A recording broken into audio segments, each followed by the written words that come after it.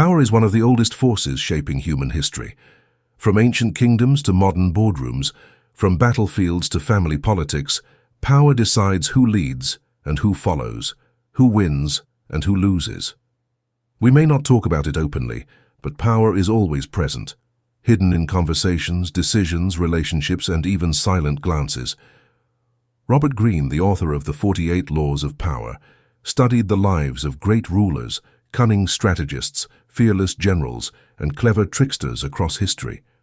He looked at emperors like Napoleon and Caesar, leaders like Elizabeth I and Henry Kissinger, warriors like Sun Tzu, and even con artists who tricked kings and bankers. From their victories and mistakes, he distilled timeless principles, rules that show how power is gained, defended, and sometimes destroyed. This book is not about morality. It does not ask whether power should be used for good or evil. Instead, it is brutally honest. It shows how the world really works. In life, many play the game of power silently, whether we realize it or not. Some manipulate us without our knowledge. Some use charm, fear, or deception. And some rise, while others fall because they understand or ignore these laws. Greene tells us that power is like a game of chess. If you know the rules, you can see the moves before they happen. You can protect yourself from traps, and you can place others in positions where they move exactly as you want. If you do not know the rules, you are not even a player. You are just a pawn moved by others. Why does this matter to you? Because in every workplace, relationship, friendship, or family, questions of power appear. Who has influence? Who makes decisions? Who sets the direction? Understanding power gives you freedom. It helps you protect yourself from being controlled, and if you choose, it helps you rise higher. The 48 Laws of Power is not a gentle self-help book. It is a survival guide. It asks you to open your eyes, to see people not just as they appear, but as they act beneath the surface.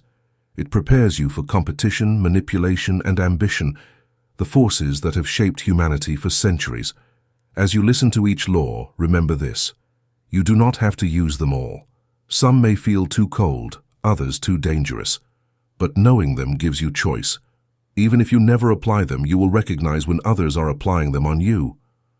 Power is like fire.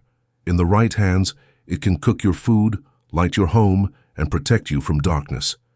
In the wrong hands, it can burn, destroy, and consume everything. The question is, will you learn to master it, or let others use it against you? With that, let us begin our journey through history's greatest lessons on power, the 48 Laws. Law 1. Never outshine the master. Power at its core is fragile. The people who hold it, whether kings, bosses, teachers, or leaders, carry both pride and insecurity. They want to feel important, admired, and respected. If you make them feel threatened, you risk their anger. That is why the first and most essential law of power is this: never outshine the master. History is full of stories where brilliant men and women lost everything because they shone too brightly in front of the wrong person. One famous example is Nicolas Fouquet, a minister in 17th century France. Fouquet was talented, wealthy, and charming. Wanting to impress his king, Louis XIV, he threw a grand party at his castle. It was the most spectacular celebration France had ever seen. The king, instead of feeling flattered, felt humiliated. Fouquet appeared richer, smarter, and more beloved than his master. Days later, Louis arrested him, and Fouquet spent the rest of his life in prison. His mistake was simple. He made the king feel overshadowed. The lesson is clear. When you are under a leader, make them feel like the sun. Let your brilliance reflect gently, not burn. Show loyalty, admiration, and humility. Your strength should never appear as a threat. Instead, hide your sharpness behind soft words. Make your master feel smarter, more capable, more powerful than you. In return, they will protect you, and you will rise with their support. This does not mean you should kill your ambition. It means learning patience. Shine, but carefully. Let your light grow slowly, in a way that complements, not competes. And this brings us to the next law. If you cannot always trust your master, who can you trust? Should you depend on your friends, those closest to you? History gives us a surprising answer. That is why Law 2 warns us. Never put too much trust in friends and instead learn how to use enemies. Law 2. Never put too much trust in friends, learn how to use enemies. We often believe that friends are the safest people to trust. They know us, they care for us, they celebrate our success. But history shows something different. Friends are often the ones who betray us most. Why? Because friendship is emotional and emotions change. Envy, jealousy, and boredom can poison a friend's loyalty. Consider this story. A powerful emperor once appointed his childhood friend as a general, thinking loyalty was guaranteed. But the friend grew careless, even arrogant, believing his closeness to the emperor gave him untouchable power. When mistakes were made, he expected forgiveness. Eventually, he betrayed the emperor, joining the enemy camp. The emperor realized too late that friendship had blinded his judgment. Friends feel entitled to your trust. They sometimes resent your success because it reminds them of their own failures. And when they do betray you, it hurts far more deeply than if an enemy had done it. Enemies, on the other hand, are more reliable. Why? Because they have something to prove. An enemy who becomes an ally will work harder to show loyalty. They know they are under watch, so they act carefully. In fact, many great leaders, from Abraham Lincoln to ancient Chinese emperors, turned enemies into partners and gained strength from those alliances. The law is not telling you to cut off all friends, it is telling you to be cautious. Do not give them blind trust in matters of power. Instead, create balance. Keep your friends close, but test them, and when possible, use your enemies wisely. The person who once hated you may fight harder to prove themselves than the friend who takes you for granted. This leads us to the next principle. If both friends and enemies can be dangerous, how do you protect yourself? The answer is not in showing all your cards. The safest path is secrecy. Which brings us to Law 3. Conceal your intentions. Law 3. Conceal your intentions. Power is like a chess game. If your opponent knows your plan, they can block you at every step. But if they are unsure, they hesitate, and in hesitation lies your advantage. That is why Law 3 teaches, conceal your intentions. Throughout history, the cleverest leaders and strategists kept their true motives hidden. Take the story of Otto von Bismarck, the Prussian statesman who united Germany in the 19th century. He would pretend to agree with his rivals, acting as though he had no strong ambition, but quietly he moved pieces on the board. Alliances, treaties, secret strategies. By the time others realized his true plan, it was too late. His enemies had been disarmed by his appearance of harmlessness. When you reveal your full goals, you invite resistance. People start plotting against you. They try to stop you out of fear or envy. But when you conceal your direction, they cannot fight what they do not see. Mystery keeps people off balance. The art of concealment does not mean lying outright. It means giving enough information to distract others while keeping your core plan private. You can mislead with vague words or create a false trail that makes people think they know your intentions, when in truth they are looking the wrong way. Think of it like a magician's trick. The hand that moves openly is not the hand that holds the secret. Your real power is in what remains unseen. But here's the warning. Words can easily betray you. A careless sentence, a moment of overconfidence, can reveal more than you intend. That is why the next law is so crucial. If you want to master concealment, you must also master silence. Which brings us to Law 4. Always say less than necessary. Law 4. Always say less than necessary. Words are like arrows. Once released, they cannot return. And the more arrows you shoot, the more chances one will miss its mark. That is why Law 4 tells us, always say less than necessary. Silence creates power. When you speak too much, you reveal your thoughts, your emotions, even your weaknesses. But when you hold back, people lean in. They wonder what you are thinking. Mystery makes you appear wiser, stronger, and more in control. Consider the story of Louis XIV of France, known as the Sun King. In his court, he spoke rarely. When courtiers asked questions, he often replied with only a few words, or sometimes with silence. This forced everyone to interpret his meaning, to guess at his moods, to fear misunderstanding him. The less he spoke, the more powerful he seemed. His silence made others talk endlessly, revealing their own secrets while trying to please him. On the other hand, those who talk too much often dig their own graves. A single careless word can create an enemy. A long explanation can sound like weakness. And when you reveal everything, you give others the tools to use against you. The powerful learn to measure their words like gold. They know that silence cannot be quoted, cannot be twisted, and cannot be used as a weapon against them. A controlled tongue is a shield, while a loose tongue is a sword turned inward. But silence is not just about self-control, it directly connects to reputation. The less you say, the more people must judge you by your image, your presence, your reputation. And reputation, as we will see, is one of the strongest foundations of power. Which brings us directly to Law 5. So much depends on reputation. Guard it with your life. Law 5. So much depends on reputation. Guard it with your life. Reputation is like a shadow. It follows you everywhere. People may not know your full truth, but they believe the story your reputation tells. That story decides how they treat you, whether with respect, fear, or contempt. This is why Law 5 declares, so much depends on reputation, guard it with your life. History proves this again and again. In ancient Rome, the general Scipio Africanus won battles not only with soldiers, but also with his reputation. His name alone carried such weight that enemies often surrendered before the fight began. His reputation was a weapon sharper than any sword. But reputation is also fragile. One rumor, one scandal, one careless act can undo years of respect.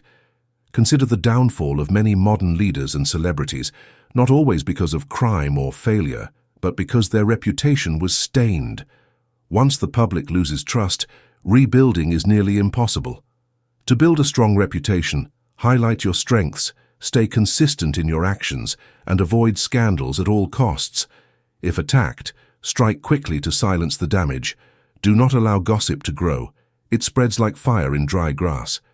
Protect your name as if it were a fortress, because once it falls, your power crumbles. And here is the secret. Reputation is not only defense, it is offense. A strong reputation intimidates rivals. It creates an aura of greatness that makes others obey without question. In many cases, people will fight for you, support you, or even fear you, not because they know you deeply, but because they believe the legend surrounding you. But reputation alone is not enough. It must be seen, heard, and remembered. You can be virtuous, talented, or brilliant, but if no one notices, your reputation has no fuel. This takes us to the next law, court attention at all costs. Law 6. Court attention at all costs. Power is built on visibility.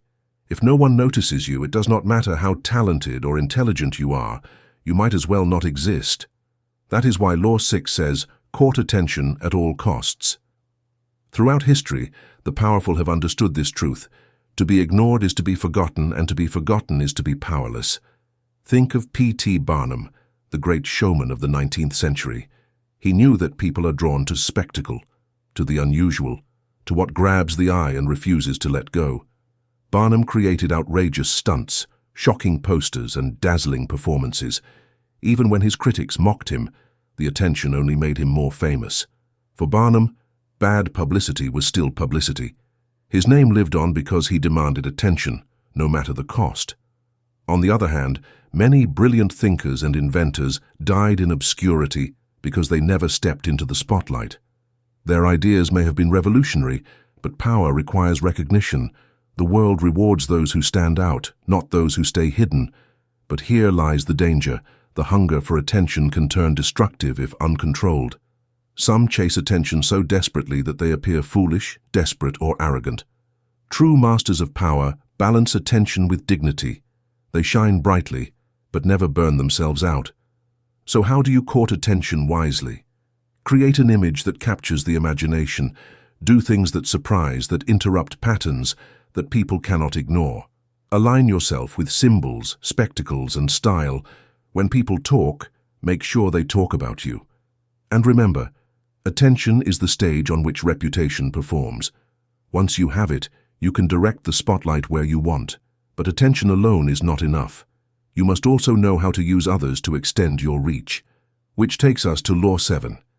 Get others to do the work for you, but always take the credit. Law 7. Get others to do the work for you, but always take the credit.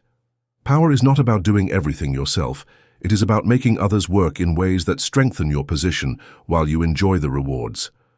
That is why Law 7 teaches, get others to do the work for you, but always take the credit. Throughout history, great leaders have understood this principle. Consider Thomas Edison, celebrated as one of the greatest inventors of all time. Edison did not work alone.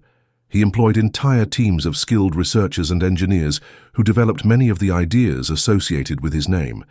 But it was Edison who positioned himself as the mastermind, the face of innovation. While others worked tirelessly in the background, his reputation grew larger and larger until he became a legend.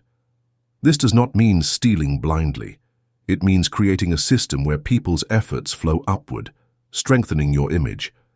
Delegation allows you to achieve more than you ever could alone. Why struggle to master every skill when you can harness the brilliance of others? But here lies the art. Always make sure the credit circles back to you. Share just enough recognition to keep people motivated, but never so much that your own shine fades. People respect the general, not the soldier. The leader is remembered, not the worker. Enemies may call this exploitation, but in truth, it is strategy. You gain time, energy, and freedom by letting others build the foundation of your power. The world rarely asks who built the palace. It remembers the king who lived in it. However, if you constantly chase workers, you weaken your position.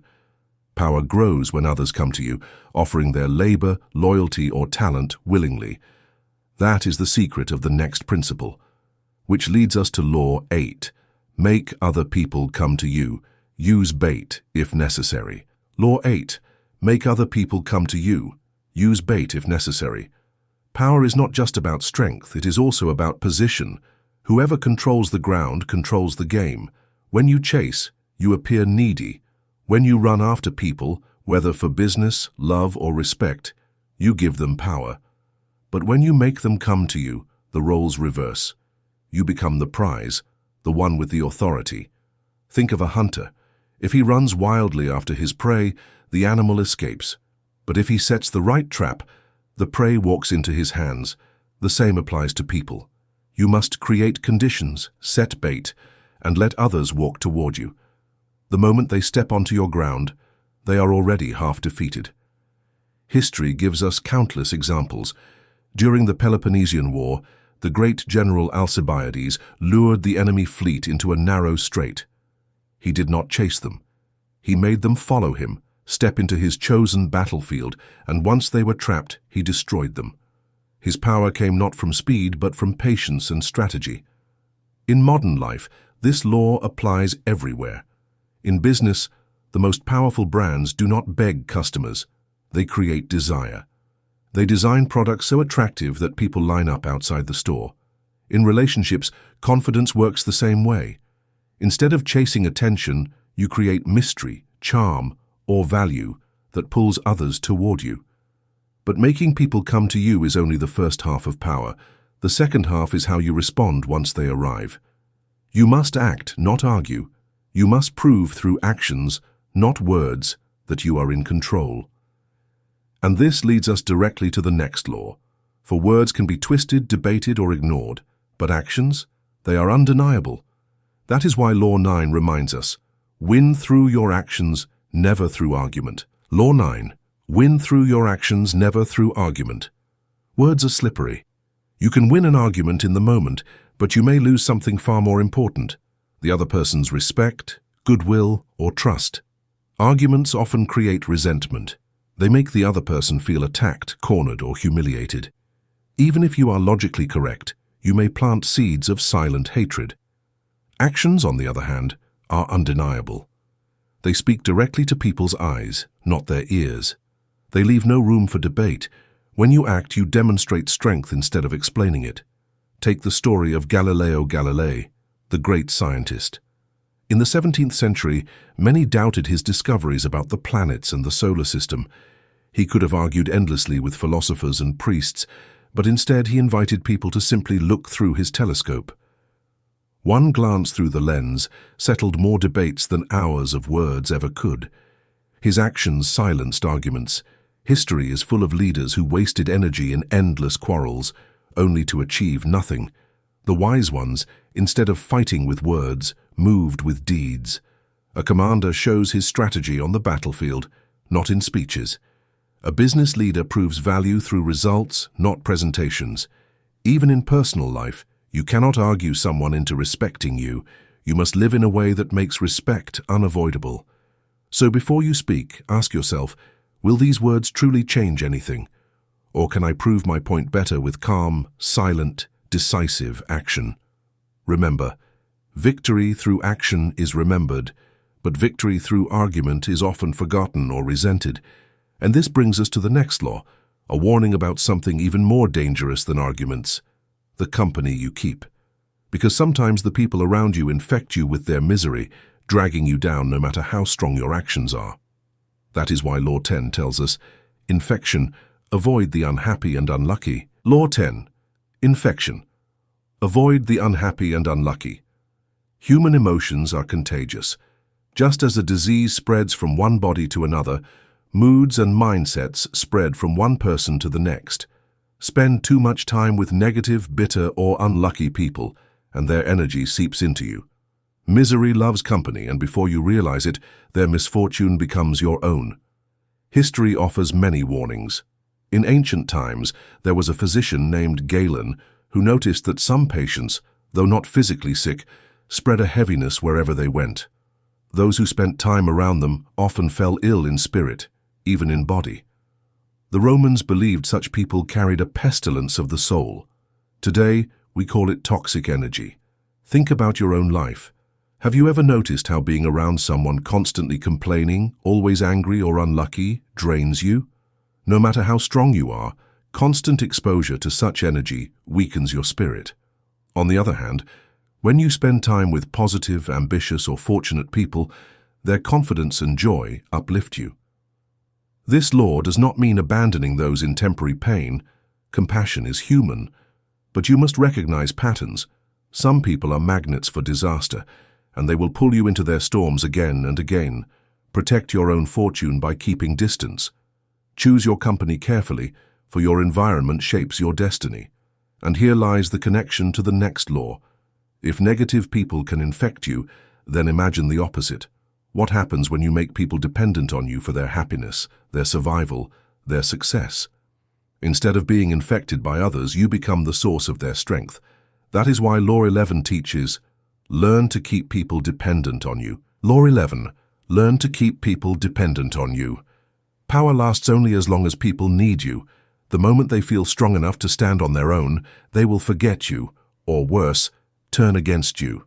That is why true power comes not from giving people complete freedom, but from making yourself so valuable that they cannot survive or succeed without you. History is filled with masters of this law. Consider the Medici family of Renaissance Florence. They were bankers who lent money not just for profit, but for control. Kings, popes, and nobles borrowed heavily from them, becoming financially tied to the Medici. As long as debts remained, the Medici controlled politics across Europe without ever lifting a sword. Their power came not from armies, but from dependency. In relationships too, the principle is clear. If you give away all your knowledge, skills, or resources, others no longer need you. But if you hold back something essential, some special talent, a rare skill, or access to opportunities, people remain connected to you. They return again and again, because without you, they feel incomplete. This law does not mean being cruel. It means being strategic. Give enough to win loyalty, but never so much that people can walk away fully independent. Like a farmer controlling water for his crops, you release just enough for growth, but you always keep the source in your hands. And here is the subtle art of dependency. It works best when hidden. If people realize you are keeping them dependent, they may resist. Instead, let them feel empowered, even as they rely on you. Which leads directly to the next law. How do you keep people close without raising suspicion? How do you lower their defenses so they willingly trust you, even when you hold power over them? The answer lies in Law 12. Use selective honesty and generosity to disarm your victim. Law 12. Use selective honesty and generosity to disarm your victim. People are suspicious by nature. When they sense manipulation, they raise their guard. But one well-timed act of honesty or a small gesture of generosity can pierce through even the thickest walls of doubt. This is the power of selective honesty. It creates trust where none existed, opening the door for deeper influence. Take the legendary con artist Victor Lustig as an example. He once targeted a wealthy banker. Instead of hiding his tricks behind lies, Lustig began by returning a wallet the banker had dropped, stuffed with money still inside. That single act of honesty disarmed the banker completely. Convinced Lustig was trustworthy, the banker later invested heavily in one of Lustig's schemes and lost a fortune. The wallet was a small price of honesty to earn massive trust. The same principle works in everyday life. A tiny confession of weakness, a gift at the right time, or a gesture of generosity can make people believe you are pure and sincere. Once they trust you, they lower their defenses, and that is when you can influence, persuade, or even control. But the key word here is selective. Too much honesty makes you predictable. Too much generosity drains your power. The art lies in using these tools sparingly, like a fisherman dropping just enough bait to catch the biggest fish. And here is the deeper connection. Honesty and generosity work best when they appeal to people's inner motives. People rarely act out of kindness alone. They act because something in your offer benefits them. Which brings us to the next law, one of the most practical of all. Law 13 tells us, when asking for help, appeal not to people's mercy or gratitude, but to their self-interest. Law 13. When asking for help, appeal to people's self-interest. Gratitude is weak, mercy is uncertain. Self-interest, however, is eternal. When you ask someone for help, never rely on their past favors or kindness. Instead, show them how helping you will reward them. People are far more likely to act when their own benefit is clear. History provides sharp lessons. During the Italian Renaissance, Cesare Borgia, the ruthless son of Pope Alexander VI, mastered this law. When he needed the support of nobles and mercenaries, he did not remind them of loyalty or friendship. Instead, he made every alliance profitable. He showed soldiers that victory under him would bring wealth. He promised nobles that loyalty would increase their power. By appealing to self-interest, he turned dangerous rivals into dependable allies. Think of it in modern terms. Imagine asking your boss for a raise. If you frame it as, "I deserve this because I've worked hard," you appeal to fairness, a weak motivator. But if you explain how your skills will bring greater success to the company, you appeal to self-interest, and your request becomes irresistible. Even in personal relationships, this principle works. Asking a friend to help you move house may feel like a burden. But if you frame it as, "We'll spend the day together and I'll get us food and drinks," you turn it into a benefit for them. Suddenly, the favor feels less like a sacrifice and more like an opportunity. The key is clarity. People must see how their own life improves by helping you. Do this, and doors will open easily. But once doors open, you must not only receive information, you must gather it. True power often depends on knowing more about others than they know about you. Which brings us directly to Law 14. Pose as a friend, but work as a spy. Law 14. Pose as a friend, work as a spy. Knowledge is the raw material of power. The more you know about people's desires, fears, weaknesses, and secrets, the easier it becomes to guide them, manipulate them, or defend yourself against them. But the problem is most people hide their true selves. They wear masks, they pretend, they conceal their real intentions. How then do you uncover what lies beneath? The answer: disguise yourself as a friend, but work silently as a spy. Think of it like this. When you appear too curious, people grow suspicious. If you ask direct questions, they may give false answers. But when you seem harmless, friendly, and trustworthy, they lower their guard. They start to share things they would never reveal to an enemy. In casual conversations, small details slip out: plans, alliances, doubts, ambitions. Piece by piece, these fragments give you a map of their mind. History offers countless examples. In Renaissance Italy, courts were filled with spies who pretended to be loyal companions. Kings kept jesters, not just for entertainment, but because people often revealed secrets while laughing. Even today, in offices or politics, those who climb the fastest are not always the most talented, but the ones who gather information quietly while pretending to be allies. But be careful. Spying should never look like spying. Do not push. Do not interrogate. Instead, listen more than you speak. Observe details others ignore. Act interested in people's stories while silently collecting tools you may need in the future. And remember, once you know someone's weakness, you control the battlefield. But that brings us to the darker truth of power. What should you do when you face a true enemy, one who stands in your way and threatens your survival? Here, half measures are dangerous. Spying is not enough. You cannot wound your enemy lightly, for they will recover and return. That is why the next law is perhaps one of the most ruthless of all. Law 15. Crush your enemy totally. Law 15. Crush your enemy totally. In the game of power, there is no room for half measures. If you leave an enemy standing, even weakened, you leave behind a seed of danger that can grow again. History has shown time and again that a wounded enemy, humiliated but not destroyed, comes back stronger, more determined, and often more ruthless. Take the story of Rome and Carthage. After 2 long wars, Rome had weakened Carthage severely. Yet instead of finishing them, Rome allowed the city to survive. Years later, Carthage rebuilt its strength and challenged Rome once more, nearly defeating them. It was only after the Third Punic War that Rome finally learned the lesson. This time, they erased Carthage completely from the map. Harsh? Yes, but effective. After that, Rome faced no threat from Carthage ever again. The same principle applies in personal life and business. If you have a rival at work and you embarrass them lightly, you might feel victorious. But inside they are plotting revenge. A humiliated opponent is like a snake, wounded, but waiting for the chance to strike back. That is why Greene insists, crush your enemy totally.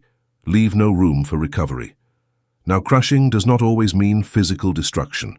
In modern life, it could mean dismantling your enemy's influence, reputation, or control. It could mean cutting off their resources so completely that they cannot rise again. The point is to remove the threat entirely, rather than allowing it to linger in the shadows. But here lies the paradox of power. Constant fighting is exhausting. You cannot spend your life in battles and destruction alone. Power is also about balance, knowing when to be present and when to step back. Which leads us to the next law.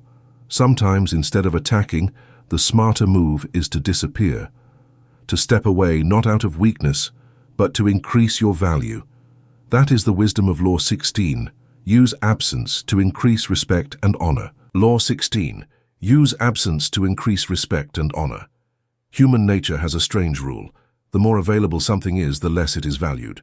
We take for granted what we see every day, but when it disappears, even for a short while, its importance suddenly grows.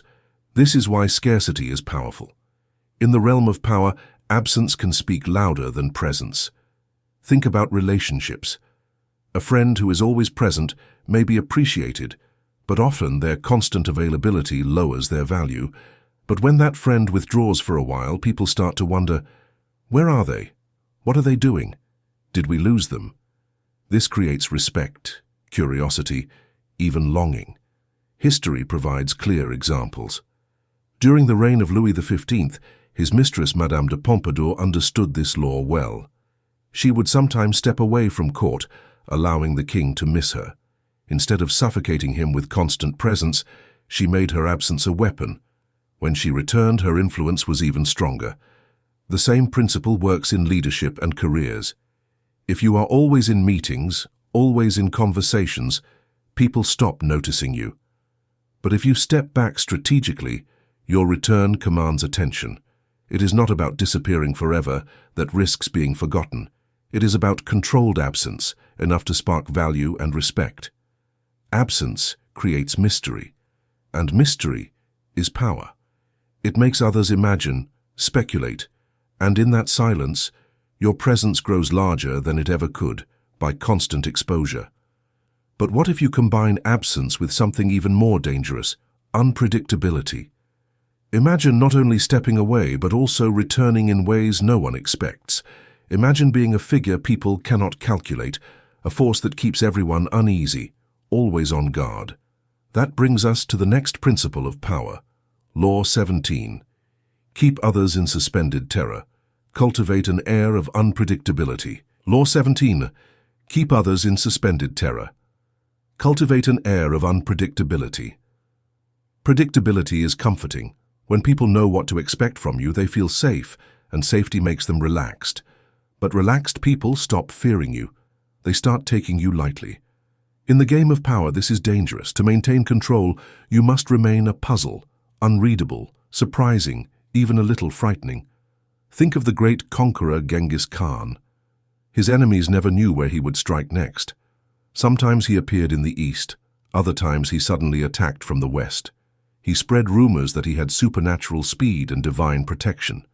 His unpredictability created terror even before the battle began. Armies would crumble not because of weapons, but because of fear.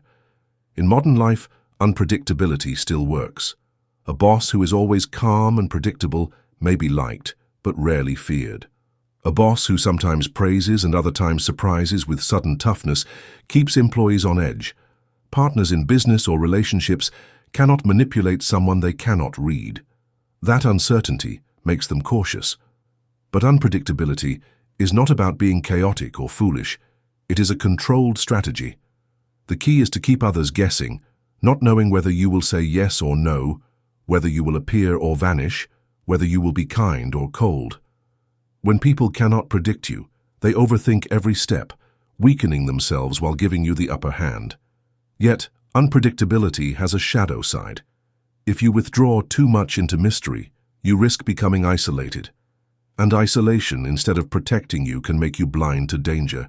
A king locked in his castle may feel safe, but outside, enemies gather and alliances form against him. That is why the next law warns us. Law 18. Do not build fortresses to protect yourself. Isolation is dangerous. Law 18. Do not build fortresses to protect yourself. Isolation is dangerous. When danger feels close, the natural instinct is to hide, build walls, shut doors, cut yourself off from the world. On the surface, this seems safe. No enemies can touch you if they cannot reach you. But in truth, isolation is one of the most dangerous positions in the game of power. History proves it. The Ming dynasty emperors of China locked themselves inside the Forbidden City, surrounded by high walls and endless guards. At first, it seemed like ultimate safety, but over time, this isolation blinded them to what was happening outside. Corruption spread in their empire, enemies grew stronger, and when invaders finally attacked, the emperors were powerless. Their fortress became their prison. The same lesson applies in personal life. If you cut yourself off from people out of fear of betrayal, you lose information, allies, and opportunities. You cannot see threats forming. You cannot influence events. You become easy to surprise, easy to defeat. Power requires connection. Being out among people gives you eyes and ears everywhere. You learn what others are planning, you hear whispers of betrayal, and you sense shifts before they turn into storms. Yes, connections bring risks, but they also give you control. A fortress only provides the illusion of safety. True security comes from movement, presence, and awareness. But presence brings a new challenge. Not everyone you meet is the same. Some are harmless, others dangerous. A careless word or small insult to the wrong person can turn into a lifelong enemy. That is why the next principle is crucial for survival. Law 19, know who you're dealing with. Do not offend the wrong person. Law 19, know who you're dealing with. Do not offend the wrong person. Power is not only about what you do, it is also about who you do it to. Every person you meet carries hidden pride, fears, wounds, and tempers. Some are gentle and forgiving, others are explosive and vengeful. One careless insult, one wrong joke, or one underestimated rival can turn into a lifelong enemy. That is why this law insists, know who you are dealing with, and never offend the wrong person. History offers many warnings. In ancient China, a court official mocked a quiet general who seemed harmless. The official thought his words would be forgotten. But the general carried the insult in silence, and years later, when he rose to power, he destroyed not only the official but his entire family. The mistake was not the insult itself, but the failure to understand the type of person he was insulting. Some people swallow an offense and forgive. Others may smile but secretly plan revenge for years. There are those who are highly sensitive to pride, and even the smallest disrespect burns them deeply. And there are cold, calculating players who never forget, waiting for the right moment to strike back. The wise strategy is to study people before you act. Ask yourself, what are they like? What makes them insecure? What do they value most? What do they fear? If you must oppose them, do it carefully. If you must tease them, know their limits. If you must strike them, make sure they cannot rise again. The danger of ignoring this law is that you may waste energy fighting unnecessary battles, or worse, create enemies stronger than yourself. The safe path is awareness. Understand personalities, adjust your actions, and never underestimate anyone. But this raises another problem. If every person is different, with hidden strengths and unpredictable reactions, whom should you tie yourself to? Should you commit your loyalty to one leader, one group, one ideology? Or should you keep your independence? This question leads us directly into the next law. Law 20. Do not commit to anyone. Law 20. Do not commit to anyone. In the game of power, loyalty can be a trap. When you tie yourself too tightly to one person, one side, or one cause, you give away your freedom. Commitment limits your choices, and once your loyalty is fixed, others can control you. That is why the 20th law says, do not commit to anyone.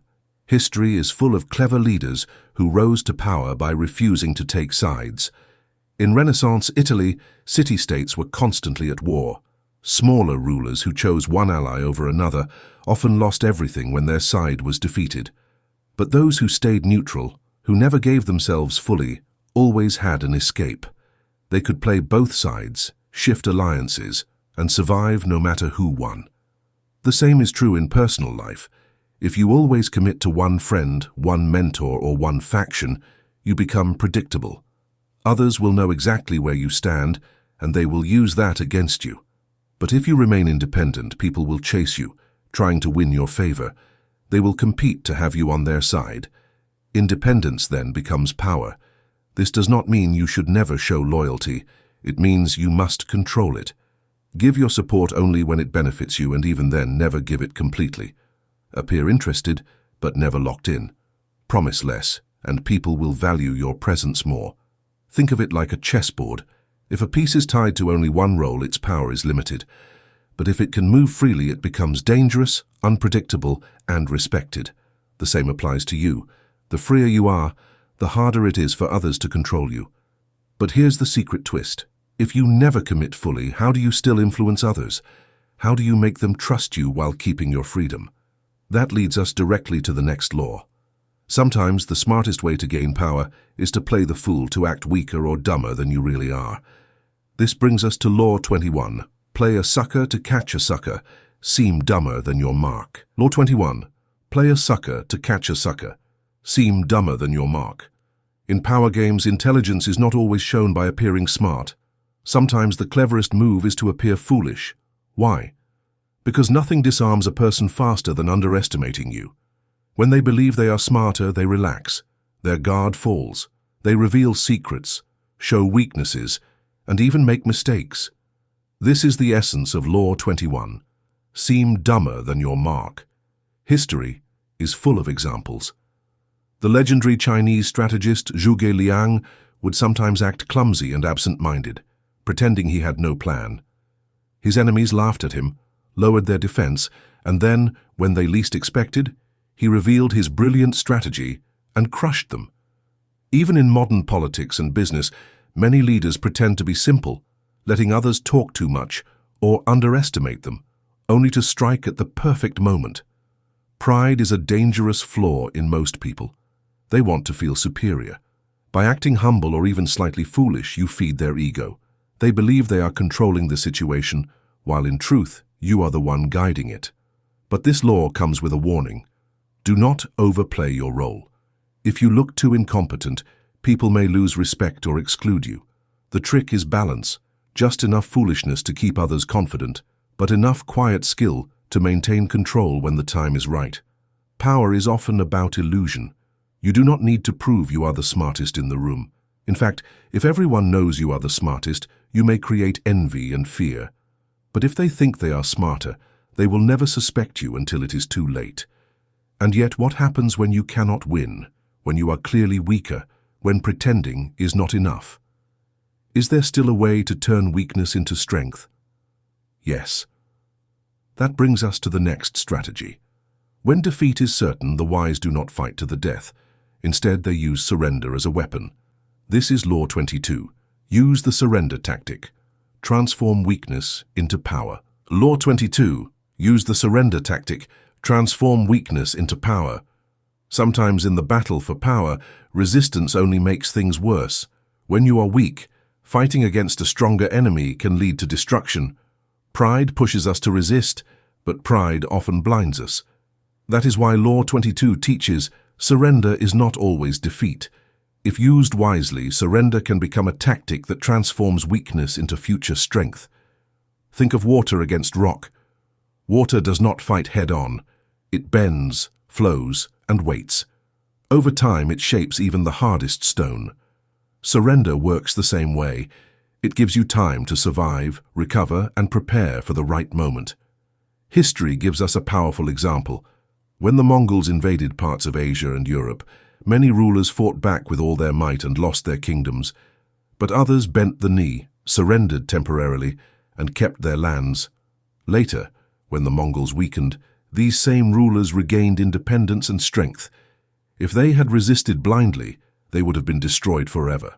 Surrender disarms the enemy's aggression. When you yield, their anger cools, they feel victorious, and often they let their guard down. Meanwhile, you preserve your resources and plan your comeback. This tactic is not about weakness, it is about strategy. Even in personal life, the same principle applies. In an argument, if you see you cannot win, withdraw gracefully. Let the other person enjoy their small victory. Later, you can win the larger battle when the time is right. But beware, surrender must be temporary. It is a pause, not the end. If you surrender without a plan, you simply give away power. True surrender is active. It buys you time, confuses your opponent, and shifts the balance in your favor. And once you have survived and regained strength, what is the next step? Should you spread your energy widely or focus it?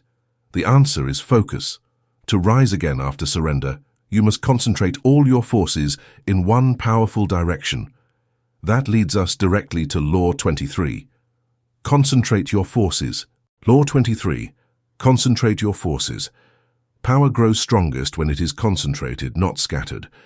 Just as the sun's rays, when focused through a lens, can set fire, so too can your energy, resources, and attention achieve extraordinary impact when directed toward a single point. This is the essence of Law 23. Do not spread yourself thin. Concentrate your forces. History proves this again and again. The great conqueror Alexander the Great did not try to rule all lands at once. He focused his army on one target at a time, striking with full force, defeating his enemies one by one. His concentrated energy allowed him to create one of the largest empires the world had ever seen in such a short time. In business, many people fail because they chase too many projects at once. They spend energy here and there, but nowhere with enough strength to win. The successful leaders, however, pour their time, money, and skill into one idea, one product, or one market. By building a stronghold in one area, they create a base of power that cannot easily be challenged.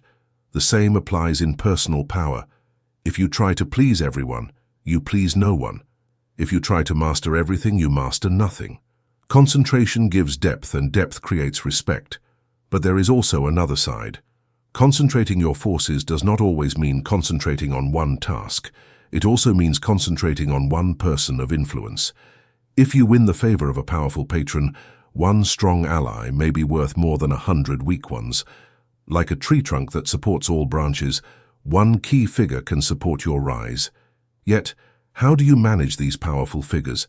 How do you navigate court life, office politics, or the social games around leaders without losing yourself? That is where the next law comes in. Law 24 teaches the art of elegance, grace, and survival in circles of power. Play the perfect courtier. Law 24. Play the perfect courtier. In the ruthless world of power, survival is not about brute strength. It's about elegance, diplomacy, and adaptability. The courtier, throughout history, has been the master of subtlety. Kings, emperors, and leaders always surrounded themselves with those who knew how to charm, flatter, and influence without ever seeming threatening. The perfect courtier thrives not by force, but by grace. To play this role, one must master the art of presence, always appearing respectful, useful, and entertaining, while concealing true intentions. A courtier does not confront, he suggests. He does not demand, he alludes. He does not challenge authority, he enhances it, making himself indispensable while never appearing to outshine the master. This is the fine balance. You must shine just enough to be noticed, but never so brightly that you provoke envy. For example, in Renaissance courts, survival often depended on wit and timing.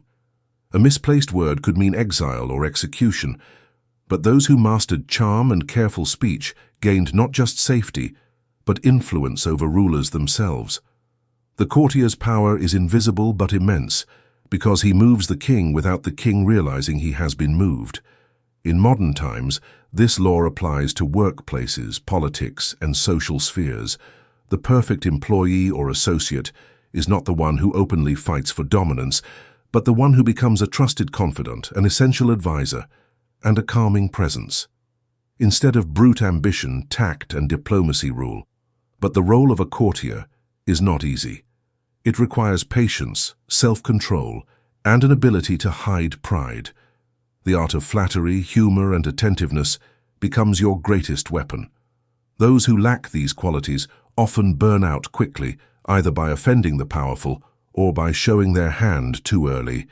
Yet the risk is worth it, for the courtier can wield more influence than warriors or ministers.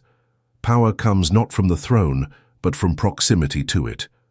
The closer you are to the powerful, the more their authority rubs off on you, provided you know how to play the game without overstepping.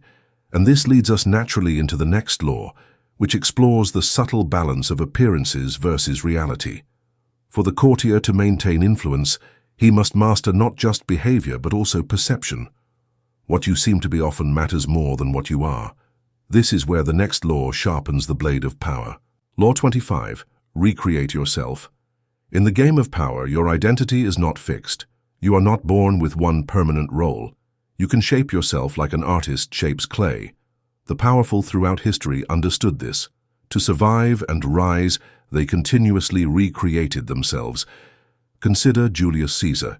He was not only a general, but also a politician, a writer, and even a performer on the public stage. He carefully built his image as a man of the people while secretly reaching for absolute power. Later in history, Napoleon Bonaparte styled himself as a savior of France, then transformed into emperor.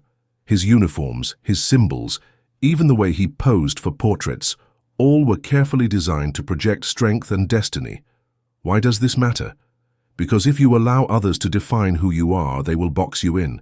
They will say, you are only this much and no more. But when you recreate yourself, you break limits. You show the world a new version, stronger, wiser, more commanding. This law is not about pretending or faking. It is about conscious transformation. The world is always changing, and if you stay rigid, you become irrelevant. By reshaping your image, by designing how others see you, you control the narrative. Think of it like theater. The stage is life, and you are both the actor and the director. But beware, reinvention requires control. If you change too suddenly or too wildly, people may see you as dishonest. Instead, make your transformation deliberate, graceful, and purposeful. Each move should feel like part of your natural growth. And while you are shaping this grand image, there is another danger: stains. Every act, every alliance, every deal can leave marks. A reputation once dirty is hard to clean. That is why the next law is critical. After creating yourself into a powerful figure, you must also keep your hands clean. Law 26. Keep your hands clean. Power is fragile. Once your name is stained with corruption, cruelty, or dishonesty, it becomes nearly impossible to recover. This is why the powerful throughout history have always kept their hands clean. They let others do the dirty work while appearing pure, noble, and innocent in front of the world. Think of kings and emperors. When unpopular taxes were imposed, the ruler did not collect them directly. He sent ministers and advisors who became targets of the people's anger. If things went wrong, the ruler could dismiss those ministers and appear merciful, while his own image remained untouchable. Even in modern politics and business, this law is everywhere. Leaders use middlemen, assistants, and scapegoats to handle conflicts, bribes, and punishments. If someone must be blamed, it is never the leader. It is always the bad advisor or the corrupt official. The leader, meanwhile, continues to shine as a figure of honor and justice. Keeping your hands clean is not about being innocent, it is about appearing innocent. The truth may be far more complicated, but perception is what creates power. If people see you as pure, they trust you, they follow you, and they forgive you. If they see you as tainted, they abandon you. This law requires discipline. You must carefully choose which tasks to take directly and which to distance yourself from. If something may create resentment, let others handle it. If something will bring glory, step forward and claim it. In this way, you rise higher while remaining untouchable. But image alone is not enough. To hold power long-term, you must give people more than purity. You must give them meaning. Human beings crave belief, a cause greater than themselves. And the truly powerful know how to use this hunger. Which brings us to the next law. Play on people's need to believe, and you can create a cult-like following. Law 27. Play on people's need to believe to create a cult-like following. Human beings are not driven only by logic. Deep inside, we all carry a hunger to believe in something greater, something that gives our lives meaning, purpose, and hope. This need is as old as humanity itself. Throughout history, leaders, prophets, and rulers have tapped into this desire to build unstoppable loyalty. Consider Joan of Arc, a simple village girl who convinced soldiers and kings that she was chosen by God. She had no title, no army, and no wealth, yet thousands followed her into battle because she gave them something to believe in. Or look at Adolf Hitler, who transformed a broken, humiliated nation into a fierce war machine by offering a vision of restored greatness. Both examples, one noble, one destructive, show how belief can be more powerful than reason. The lesson is simple. If you want influence, do not just offer people money or logic. Offer them dreams, visions, and faith. Create rituals, symbols, and words that make people feel they belong to something larger than themselves. When followers see you as a guide or savior, they will give their loyalty, their labor, even their lives. But be careful. Belief is a dangerous tool. Once people surrender their minds to you, their devotion can easily turn into obsession. That is why the most powerful leaders design their image carefully. They speak with confidence, act with certainty, and keep mystery alive. They do not explain everything. Instead, they leave space for imagination, so followers project their hopes onto them. When you master this law, you no longer just lead, you create a movement. And a movement gives you more power than any single achievement ever could. But belief alone is not enough. You must act. Once people trust you, once they follow you, they look for strength. Hesitation can destroy their faith. Which brings us to the next law. Enter action with boldness. Law 28. Enter action with boldness. In the world of power, hesitation is poison. Doubt makes people lose faith in you, and timidity invites attack. The bold, on the other hand, inspire confidence, even when they are wrong. Boldness creates momentum. It makes others believe you know what you are doing, even if you are still figuring it out. History gives us countless examples. Take Hernán Cortés, the Spanish conqueror who landed in Mexico with a few hundred soldiers. His men were frightened, knowing they faced thousands of Aztec warriors. Cortés made a bold move. He burned his own ships. There was no turning back. His soldiers, forced to fight or die, followed him with courage, and against all odds, they conquered an empire. His boldness created belief, and belief created victory. Boldness has a strange effect on human psychology. People are drawn to confidence, even when it is risky. When you move forward with courage, you silence critics, crush doubt, and inspire allies. On the other hand, when you hesitate, when you second-guess, people smell weakness. They lose respect, and sometimes they attack, sensing vulnerability. Of course, boldness does not mean blind foolishness. It must be controlled, targeted, and purposeful. Recklessness can destroy you, but between two dangers, timidity and excess, it is often safer to choose boldness. Why? Because even if you fail, boldness earns admiration, while hesitation earns nothing but contempt. Think of it like jumping into cold water. If you inch in slowly, you suffer. If you dive with courage, the shock is brief, and you rise stronger. Boldness is the dive that makes others follow, but bold action alone is not enough. If you rush without direction, you may win the moment, but lose the war. That is why true power demands another quality, the ability to see further than the present. Which brings us to the next law: plan all the way to the end. Law 29, plan all the way to the end. Power is not just about winning in the present moment. True power belongs to those who can see beyond the immediate battle, who can map the future like a chessboard. The powerful do not simply react to what happens. They shape events by planning all the way to the end. Think of Alexander the Great. He did not just march into Asia blindly. Every campaign was calculated: how far his men could travel, where they would rest, how supplies would reach them, and how he would deal with local rulers. His victories seemed like miracles, but in truth, they were carefully planned steps toward his dream of empire. Or consider business leaders like Steve Jobs. When he launched Apple products, it was never a single event.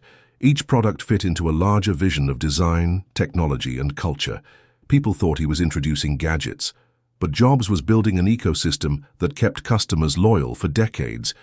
His brilliance was not only in invention, but in seeing the end before anyone else did. Planning all the way to the end protects you from surprises. When you know where you want to arrive, every obstacle becomes manageable. Those who only live in the present are easily trapped by emotions: anger, greed, fear, or excitement. They win short-term battles but lose the war, because they never prepared for what comes next. This law teaches patience and foresight. Do not just ask, what will happen if I do this now? Ask, what chain of events will this decision set in motion? Where will I be months or years from now? But here lies a subtle art. If people see how much effort and calculation you put into your success, they may envy or resent you. They may even try to copy you. That is why the next law is critical. Make your accomplishments seem effortless. Law 30. Make your accomplishments seem effortless. There is a strange truth about human nature. We admire beauty, skill, and talent, but only when they appear natural. When someone shows how hard they struggled, we respect their effort, but not their power. The world is drawn to mystery, to mastery that looks magical, beyond ordinary reach. That is why Law 30 teaches us, make your accomplishments seem effortless. Think of an artist who paints a masterpiece. If he tells you about the endless sleepless nights, the broken brushes, and the hundreds of failed attempts, you see the struggle more than the genius. But if he simply unveils the finished work with calm confidence, you see him as extraordinary. History gives us a clear lesson through the Italian courtier Baldassare Castiglione. He introduced the idea of sprezzatura, a certain grace that makes difficult things look easy. Whether it was dancing, speaking, or playing music, the true courtier never showed sweat, never revealed effort. This illusion created awe, for people believed his skill came naturally, almost like a gift from the gods. In your own life, this means hiding the grind behind the curtain. Yes, prepare, practice, and perfect your craft. But when you present your work, make it smooth, polished, and light. Do not let others see the pain, the doubt, or the mistakes. Reveal the product, not the process. The less people understand about how you achieved something, the more power you hold over their imagination. But here lies a challenge. If people admire effortless success, how do you guide their attention? How do you ensure they see what you want them to see, while still thinking it is their choice. That is where the next law steps in. Law 31 teaches us the art of shaping perception even further. It tells us, control the options. Get others to play with the cards you deal. Law 31, control the options. Get others to play with the cards you deal. True power is not always about forcing people. It is about guiding them so cleverly that they believe they are acting freely, even when every path leads exactly where you want. This is the essence of Law 31. Control the options. Get others to play with the cards you deal. People hate feeling controlled. If you command them openly, they resist. But if you design a situation where every choice benefits you, they will feel powerful while unknowingly serving your purpose. In politics, business, or even personal relationships, this is the art of framing the game. History gives us many examples. During the American Civil War, President Abraham Lincoln faced a divided cabinet. Instead of forcing his ministers into one decision, he gave them multiple options to vote on, options he had carefully prepared. No matter what they chose, it still advanced Lincoln's vision. They walked away thinking they had power, but in truth the cards were stacked. Think also of clever merchants. A customer walks in to buy clothes. Instead of asking, "Do you want to buy this jacket?" a question that invites refusal, they ask, "Do you prefer the black one or the blue one?" Suddenly, the customer feels in control, while the sale is already secured. This law tells us to design the battlefield. Place the traps, arrange the routes, and then allow others to choose. Their sense of freedom keeps them calm, while your invisible hand shapes the outcome. But power is not only about controlling choices. Sometimes it is about giving people what they crave most. Not logic, not reason, but fantasy. That is why the next law is so powerful. Law 32 reminds us, play to people's fantasies. Because when reality is dull, those who sell dreams rule the world. Law 32, play to people's fantasies. Reality can be harsh. Life often feels ordinary, full of struggles, routines, and limits. But human beings carry a deep hunger for escape, for magic, for something larger than life. This is why storytellers, prophets, and visionaries have always commanded power.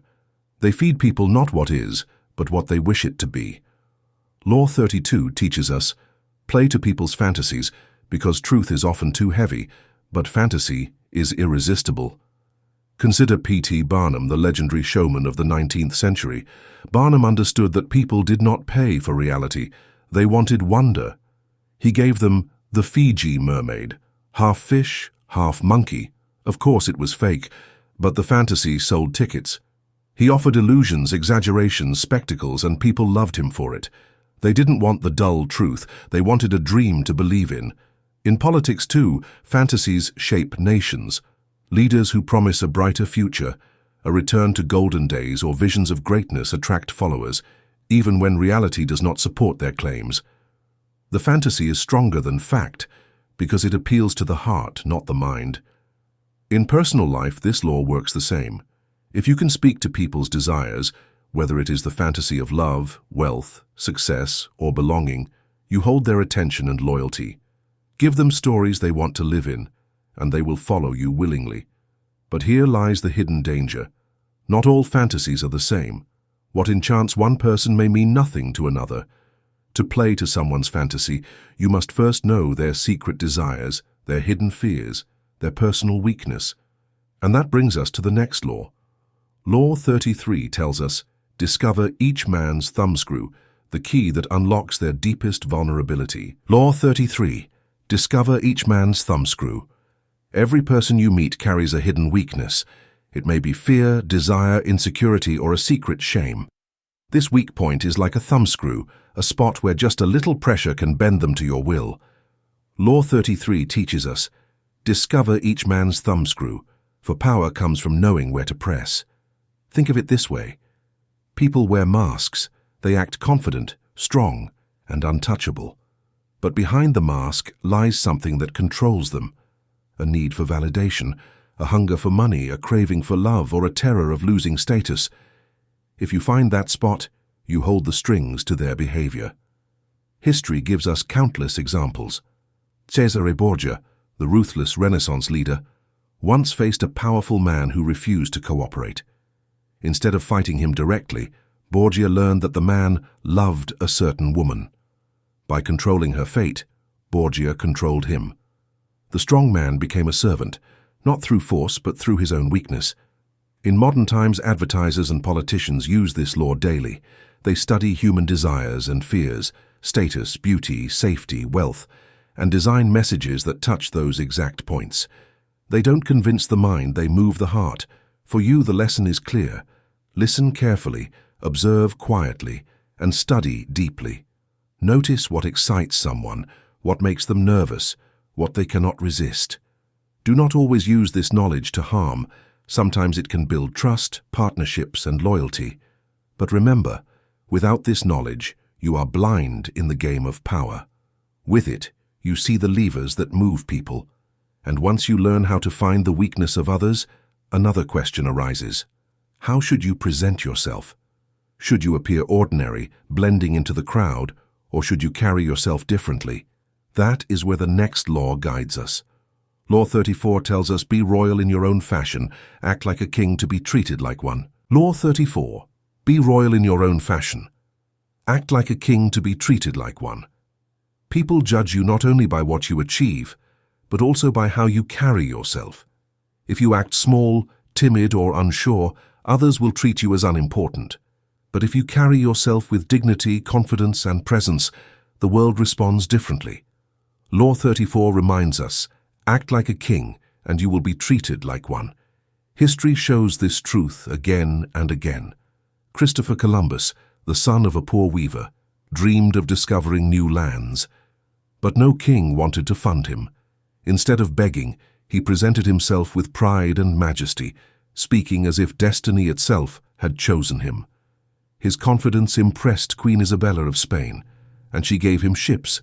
Columbus had no royal blood, but he wore the crown of self-belief, and the world bowed to it. Royal behavior is not about arrogance. It is about creating an aura of worth. A king does not rush because time belongs to him. A queen does not beg because she expects respect. When you move with calm certainty, people sense it, and they treat you as someone above the ordinary. This law is especially important in daily life. In the workplace, if you act like a servant, forever apologizing, you will be treated like one. If you present yourself with quiet authority, others will naturally defer to you. Respect is not given.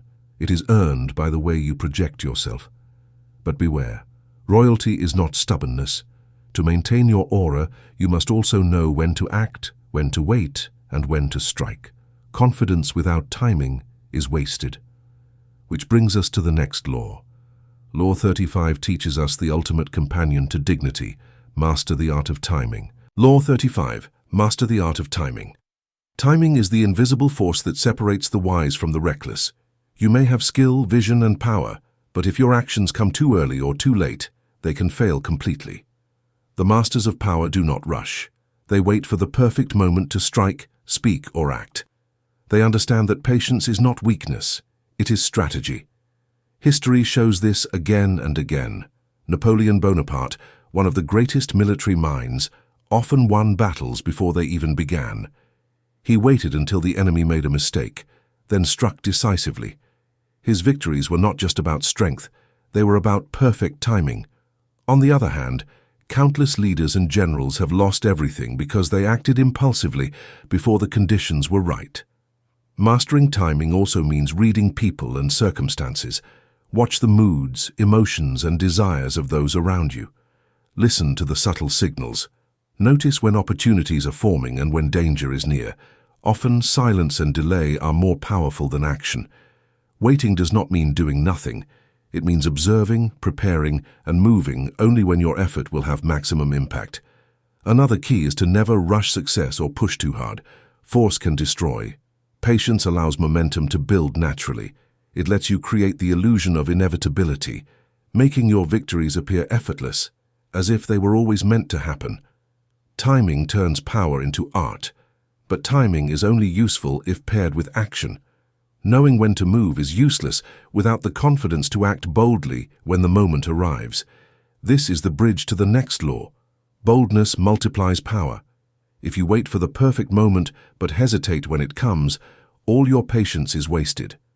That is why Law 36 teaches, disdain things you cannot have. Ignoring them is the best revenge. Bold action and careful timing are partners in the game of power. Law 36, disdain things you cannot have. Ignoring them is the best revenge. Human desire can be a trap. When we cannot obtain something, our instinct is to chase it, to obsess, to show frustration. This often gives power to the very thing or person we wish to overcome. Law 36 teaches a surprising strategy. The best revenge is not force, not complaint, not obsession. It is disdain. When you ignore what you cannot have, you take away its power over you. It is a subtle, almost invisible form of dominance. Think of the greatest leaders, artists, and strategists in history. They did not waste time or energy on every slight, loss, or missed opportunity. Instead, they focused on what was within their reach, elevating themselves rather than chasing what was out of reach. A classic example comes from the life of Michelangelo.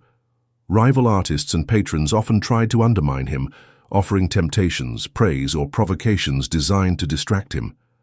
Michelangelo did not react impulsively.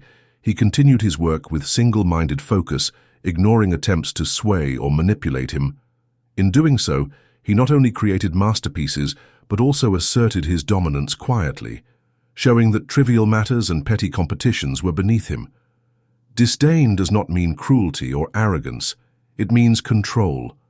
When others see you unconcerned with what they think or what you cannot attain, they underestimate you. They lose influence over your decisions and your emotions. You gain freedom. And this law naturally leads to the next one. Once you have mastered the art of ignoring what weakens you, you can create influence in a much more vivid and dramatic way.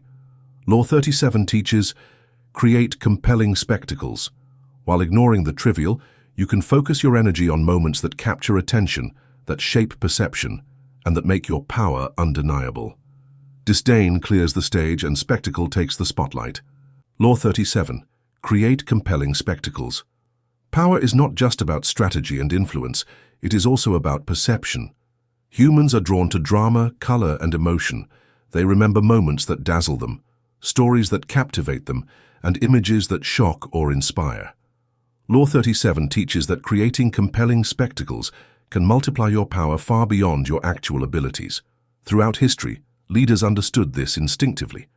Roman emperors staged grand triumphs to awe the public, showing off wealth, victory, and strength. Louis XIV of France did not merely rule, he turned Versailles into a living spectacle, a palace so magnificent that it made his power tangible and unquestionable. The spectacle created fascination, loyalty, and fear all at once. People were drawn to him, inspired by his grandeur, and intimidated by his influence. A spectacle does not need to be enormous. Even small gestures can create lasting impressions, if executed with precision, timing, and style. A single dramatic announcement, a symbolic act, or an unusual event can etch your presence into the minds of others.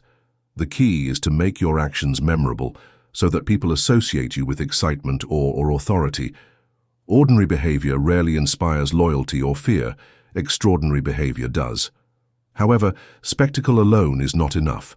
It must be paired with substance. A dazzling show without skill or intelligence will eventually fade, and people will see through the illusion.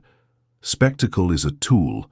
It amplifies the perception of your power, but it cannot replace the foundation of skill, knowledge, and strategic thinking. This naturally connects to the next law. While you can create breathtaking spectacles, you cannot always reveal your inner thoughts or desires. Outward behavior must sometimes conceal true intentions. Law 38 teaches, think as you like but behave like others. Spectacle captures attention, but blending in when necessary preserves control and avoids unnecessary resistance. Together, these laws show how to manage both visibility and discretion in the game of power. Law 38. Think as you like, but behave like others. Power is not just about what you think. It is about what others perceive. You may have brilliant ideas, radical insights, or a revolutionary vision, but if you show them openly in a way that threatens the group or the status quo, you risk resistance, jealousy, or even sabotage. Law 38 teaches a subtle but powerful strategy. Think freely, but outwardly conform to the expectations of those around you. History provides countless examples. Galileo, despite his groundbreaking discoveries, initially tempered the way he presented his ideas to avoid the wrath of the Church. Many political advisors, artists, and innovators have survived and thrived because they dressed their genius in acceptable forms, hiding their true thoughts behind gestures, language, and rituals that match their environment. This is not dishonesty. It is strategic discretion. Blending in does not mean giving up your identity or vision. It is about choosing your battles, timing your revelations, and ensuring that your true power is revealed gradually. People are more likely to accept new ideas when they feel comfortable, not threatened. By behaving like others, you avoid unnecessary attention or backlash, preserving your influence for moments when it will matter most. This law also complements earlier lessons. You may have created compelling spectacles, dazzling audiences with grandeur and drama, but to maintain long-term control, you must know when to step back, blend in, and observe. Visibility and conformity are two sides of the same coin. One draws attention, the other protects you from danger. And this naturally leads to the next law. Once you have mastered the art of outward conformity while maintaining inner freedom, you can use disruption strategically to gain advantage. Law 39 teaches, stir up waters to catch fish. When others are confused, emotional, or unsettled, you hold the clarity and control to turn the tide in your favor. The calm observer, hidden in plain sight, often wields the greatest power. Law 39, stir up waters to catch fish. Chaos can be a weapon. When people are emotional, confused, or distracted, they lose their clarity, their judgment, and their ability to resist. Law 39 teaches a counterintuitive principle. Sometimes to gain power, you must stir the waters, create tension, uncertainty, or agitation, so that others reveal their weaknesses while you remain calm and focused.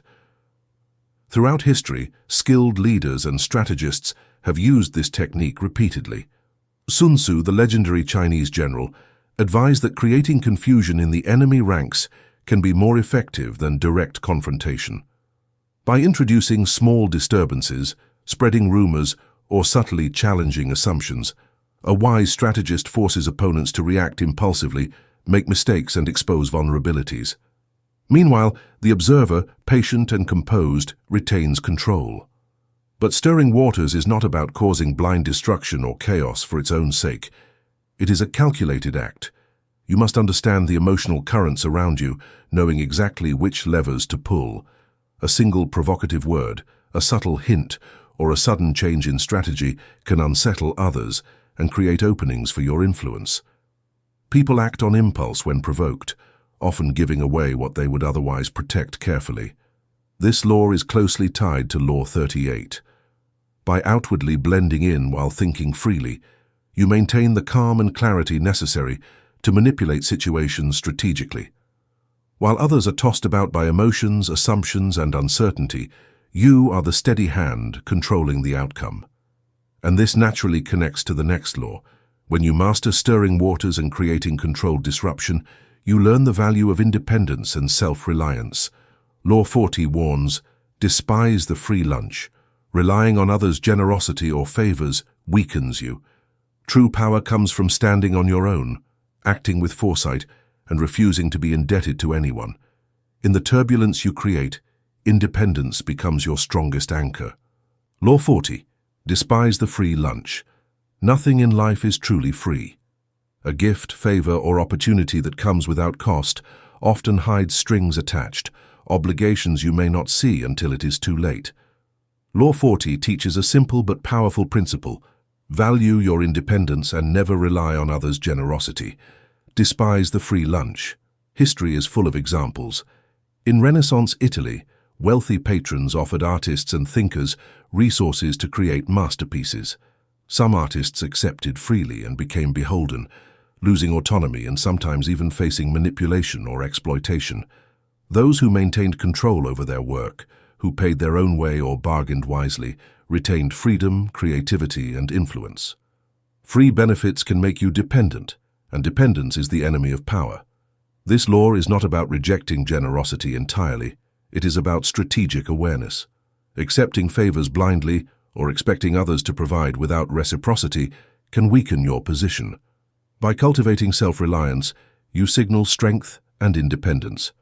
People respect those who stand on their own because power and autonomy are deeply admired traits. Despising the free lunch also sharpens your decision-making.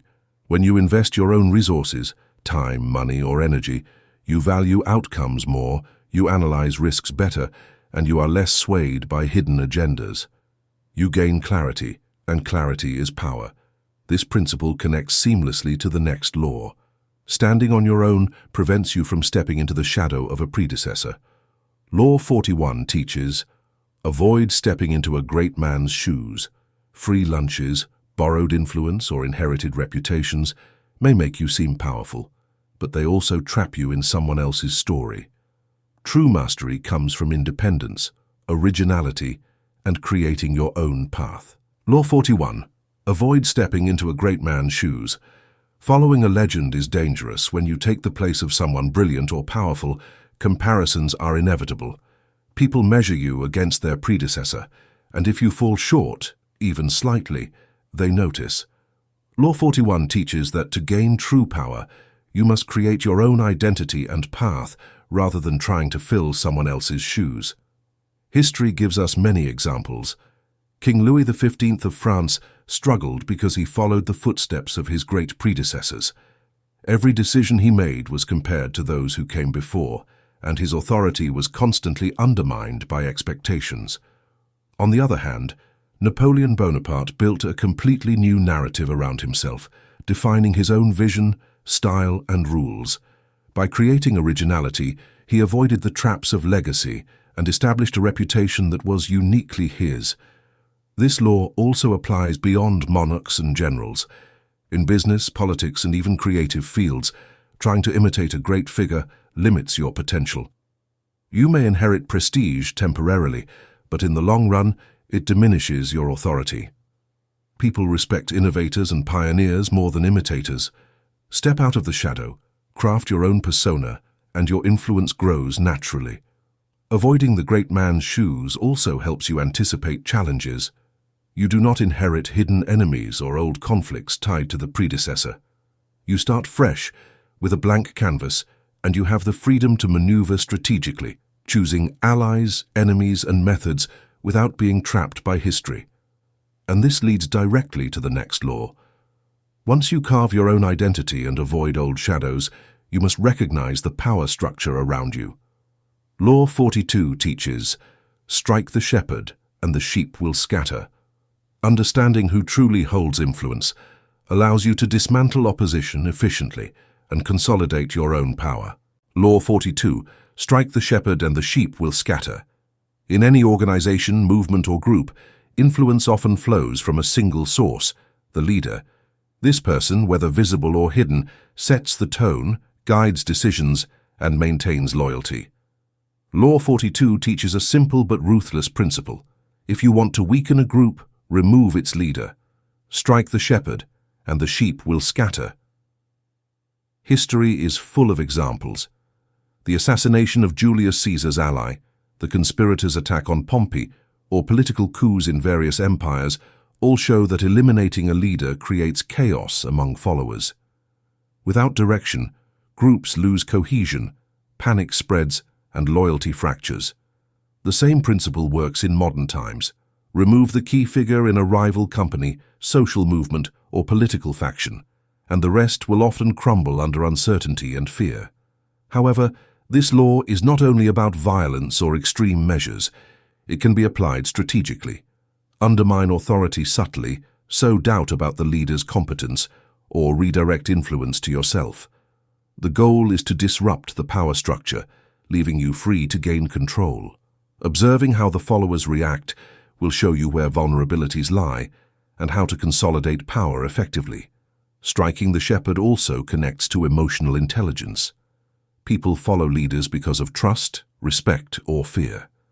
By removing or neutralizing the leader, You gain leverage over the group without direct confrontation with every individual. Your influence multiplies while your effort is minimized.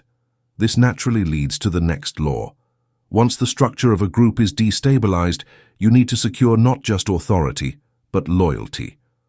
Law 43 teaches, work on the hearts and minds of others.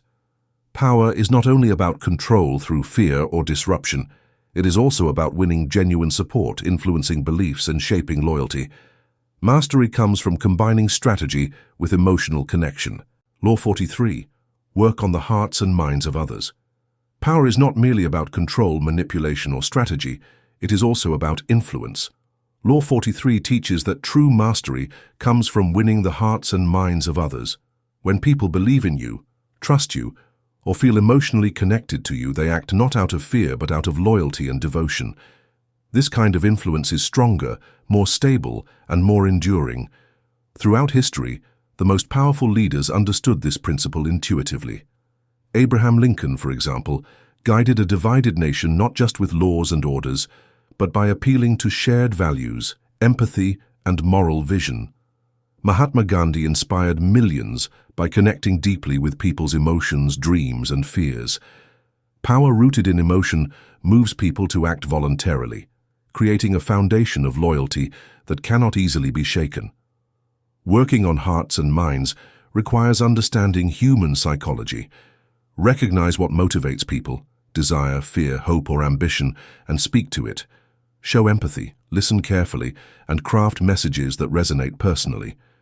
People remember how you make them feel far more than what you say or do. Emotional influence also allows you to prevent resistance before it arises, rather than having to crush it after the fact. But hearts and minds are delicate. Overreach, insincerity, or blatant manipulation can backfire. The key is subtlety. Influence quietly, guide opinions gently, and make others feel that your ideas are aligned with their own. When done correctly, they become willing collaborators, extending your power far beyond what you could achieve alone. This naturally connects to the next law. Once you understand how to influence emotions and thoughts, you can use reflection strategically. Law 44 teaches, disarm and infuriate with the mirror effect. By reflecting others' behavior, you can confuse opponents, reinforce alliances, and intensify your influence, all while maintaining emotional control. Influence and strategy now work hand in hand. Law 44. Disarm and infuriate with the mirror effect. People are often unsettled by their own reflection. Law 44 teaches a subtle but powerful strategy. By mirroring others' actions, behavior, and attitudes, you can disarm them, confuse them, and even provoke emotional reactions that work in your favor. When someone sees themselves in you, they become predictable, reactive, or even self-conscious. History provides striking examples. In politics, clever diplomats often repeat the phrases or gestures of their adversaries, creating rapport while subtly undermining confidence. In negotiation, skilled negotiators mirror posture, tone, or language to gain trust and manipulate outcomes. Even in everyday life, reflecting behavior can make people more agreeable, cooperative, or, if needed, frustrated enough to make mistakes. The mirror effect works in two ways. First, it builds subtle rapport. People feel understood, safe, and validated. Second, it exposes patterns and weaknesses. Those who underestimate this tool may become angry or unbalanced, giving you leverage. The key is precision. Mirror enough to influence, but never so much that it appears mocking or obvious. Timing and restraint are everything. This law connects directly to the next. Once you can manipulate perception and emotional responses through mirroring, you are ready to introduce change carefully. Law 45 teaches, preach the need for change, but never reform too much at once. Influence alone is not enough. Successful power requires guiding people gradually toward new realities without overwhelming them. Mirroring prepares the ground for subtle, strategic transformation. Law 45. Preach the need for change, but never reform too much at once. Humans are creatures of habit. Sudden, radical change often triggers fear, resistance, and rebellion. Law 45 teaches that if you wish to gain or maintain power, you must introduce change slowly, gradually, and strategically. People will accept transformation only when they believe it aligns with their own interests and preserves a sense of stability. History shows this vividly. Peter the Great of Russia wanted to modernize his nation, but he did so carefully, balancing reforms with tradition. He introduced new practices in administration, military, and culture step by step, ensuring that resistance was minimized and that the changes were seen as inevitable and beneficial. In contrast, leaders who imposed sweeping reforms without preparation often faced revolt, failure, or even death. The law is not about avoiding change. It is about timing and perception. Announce new ideas gradually. Allow people to adapt and show small, visible wins that justify larger transformations. By pacing reforms, you maintain authority, avoid unnecessary backlash, and keep your influence intact. Change becomes a tool for consolidation, not chaos. This principle connects seamlessly to the next law. While guiding change carefully, you must also maintain an air of imperfection. Law 46 teaches, never appear too perfect. Perfection intimidates and breeds envy. Showing small flaws humanizes you, protects against resentment, and ensures your followers remain loyal rather than jealous. Together, these laws demonstrate that power is as much about perception as it is about action. Balance control with subtlety, authority with relatability. Law 46. Never appear too perfect. Perfection can be dangerous. People admire it, yes, but they also envy it. Law 46 teaches that showing small flaws, vulnerabilities, or mistakes can protect you from resentment, strengthen loyalty, and make your power more sustainable.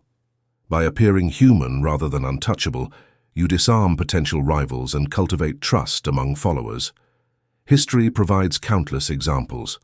The brilliant French minister Nicolas Fouquet, who dazzled everyone with his wealth, charm, and intellect, became a victim of envy and suspicion.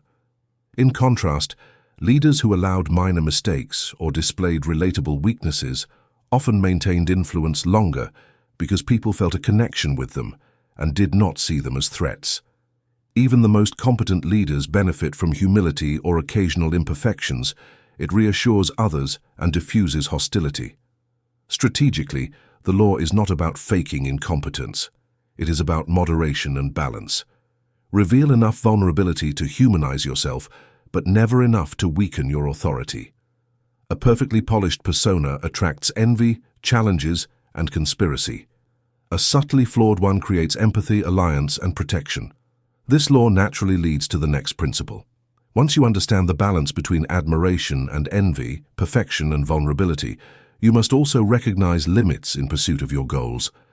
Law 47 teaches, do not go past the mark you aimed for. In victory, learn when to stop. Overreaching, even when you are successful, can turn triumph into disaster. Understanding human nature, envy, and limits prepares you to consolidate power wisely. Law 47. Do not go past the mark you aimed for. In victory, learn when to stop. Victory can be intoxicating. Success makes us bold, confident, and sometimes reckless. Law 47 teaches a simple but powerful lesson: know when to stop. Going too far after achieving your goal can turn triumph into disaster, admiration into envy, and power into vulnerability. Mastery of restraint is as important as mastery of action. History is filled with cautionary tales. Napoleon Bonaparte, after conquering much of Europe, overreached in Russia, stretching his army and resources beyond reason. His ambition led to catastrophic loss and ultimately his downfall. Similarly, many business leaders, military generals, and political figures have lost influence not because of incompetence, but because they could not resist pushing further after victory. The key is awareness and timing. Celebrate and consolidate your wins, solidify loyalty, secure resources, and ensure stability before expanding or pursuing further goals. Overextension can expose weaknesses that were previously hidden, turning allies into rivals and opponents into opportunists. Restraint is a strategic tool. It demonstrates wisdom, discipline, and foresight. This law naturally transitions to the final principle. Once you master restraint, patience, and timing, you are ready to embrace adaptability itself. Law 48 teaches, assume formlessness. Power is not fixed or rigid. It flows, shifts, and adapts to circumstances, just as water takes the shape of its container. Those who master formlessness survive, thrive, and remain unassailable in an ever-changing world. Restraint sets the stage for ultimate flexibility. Law 48. Assume formlessness. Rigidity is the enemy of power. When you become predictable, structured, or confined by a fixed plan, others can anticipate your moves and exploit your weaknesses. Law 48 teaches a final, ultimate principle. Be formless. Adapt, evolve, and flow like water, shaping yourself according to circumstances, opportunities, and threats. Flexibility is the ultimate weapon. Throughout history, the most enduring figures understood this intuitively. Sun Tzu advised that water shapes itself to the terrain, never fixed, always adaptable. Great generals, leaders, and strategists survived not because they had a single perfect plan, but because they could change tactics, improvise, and respond instantly to new challenges. In life, business, and politics, those who cling rigidly to tradition, ego, or a fixed strategy often fall, while the adaptable survive and thrive. Formlessness also applies to perception. If your rivals, followers, or allies cannot predict your intentions, they cannot counteract you effectively. Change your methods, appearance, and strategies when necessary. Avoid habits that make you easy to read. By remaining fluid, you maintain control without confrontation, turning uncertainty into your ally. This law serves as the culmination of the previous 47. You have learned to navigate power with strategy, patience, subtlety, and influence. You have learned to manage envy, emotions, and perception. You have learned restraint, timing, and spectacle. Formlessness allows all these lessons to coexist harmoniously, empowering you to respond to any challenge without being trapped by rules, expectations, or rigid plans. In essence, power is like water. Solid structures break under pressure. Flexible, adaptable, and flowing entities endure. To master power, you must be like water, shapeless, unstoppable, and eternal. By assuming formlessness, you achieve the ultimate freedom, the ultimate control, and the ultimate mastery. Recap. Power is all around us, hidden in relationships, conversations, decisions, and ambitions. It is neither inherently good nor evil. It is a force to be understood, mastered, and navigated wisely. The 48 Laws of Power teaches us how to gain, maintain, and protect influence, while avoiding traps that ensnare the unwary. 1. Never outshine the master. Let your superiors feel secure. Shine without threatening them. 2. Never. Put too much trust in friends. Learn how to use enemies. Friends can betray, enemies can be leveraged. 3. Conceal your intentions. Keep your goals hidden. Mystery gives you advantage. 4. Always say less than necessary. Words can betray. Silence commands respect. 5. Guard your reputation. Your reputation is your strongest shield. Protect it relentlessly. 6. Court attention at all costs. Visibility is power. Stand out strategically. 7. Get others to do the work, but take the credit. Leverage skills of others while claiming recognition. 8. Make others come to you. Draw people in. Control the arena. 9. Win through actions, not argument. Results speak louder than words. 10.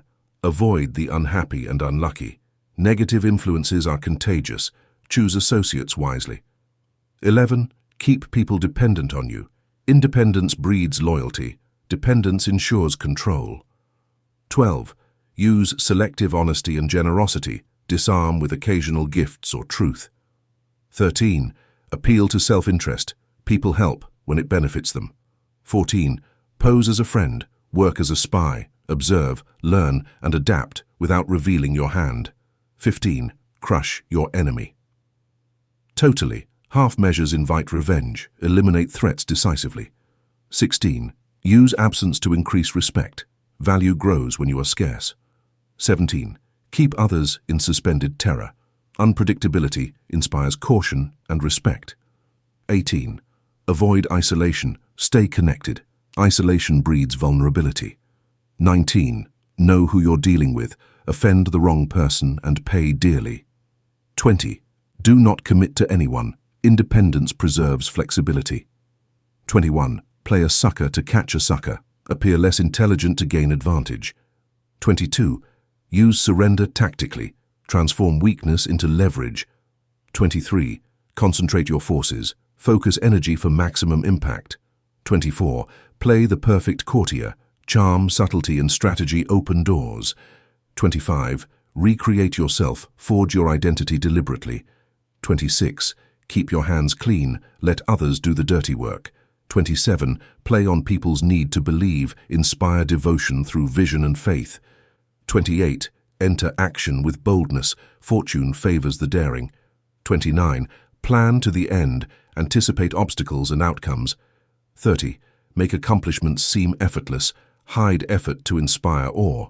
31. Control options. Force others to play your game. 32. Play to fantasies. People prefer illusion to harsh reality.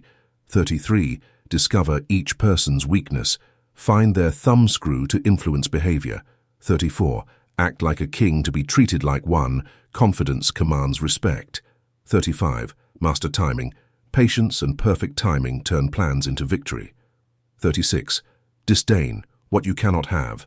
Ignoring unattainable goals preserves power. 37. Create compelling spectacles. Or drama and visibility magnify influence. 38. Think freely, behave like others. Conform outwardly, rebel inwardly. 39. Stir waters to catch fish. Controlled chaos exposes weaknesses. 40. Despise the free lunch. Rely on yourself. Independence is strength. 41. Avoid stepping into a great man's shoes. Forge your own path. 42. Strike the shepherd. Remove leaders to disrupt groups. 43. Work on hearts and minds. Influence through loyalty and emotion. 44. Mirror to disarm and infuriate. Reflect behavior to manipulate perception. 45. Preach change slowly. Gradual reform avoids resistance. 46. Never appear too perfect. Small flaws disarm envy and foster loyalty. 47. Know when to stop. Overreaching turns victory into vulnerability. 48. Assume formlessness. Adapt, flow, and remain unpredictable. Flexibility is ultimate power. In essence, power is a dance of strategy, perception, and human psychology.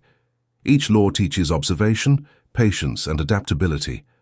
Mastery comes not from dominating blindly, but from understanding motives, managing emotions, and navigating the subtle currents of influence. The 48 laws of power are tools, some cold, some bold, but all reveal the hidden rules that govern ambition and survival. Learn them, apply them wisely, and you will move through life with clarity, control, and influence.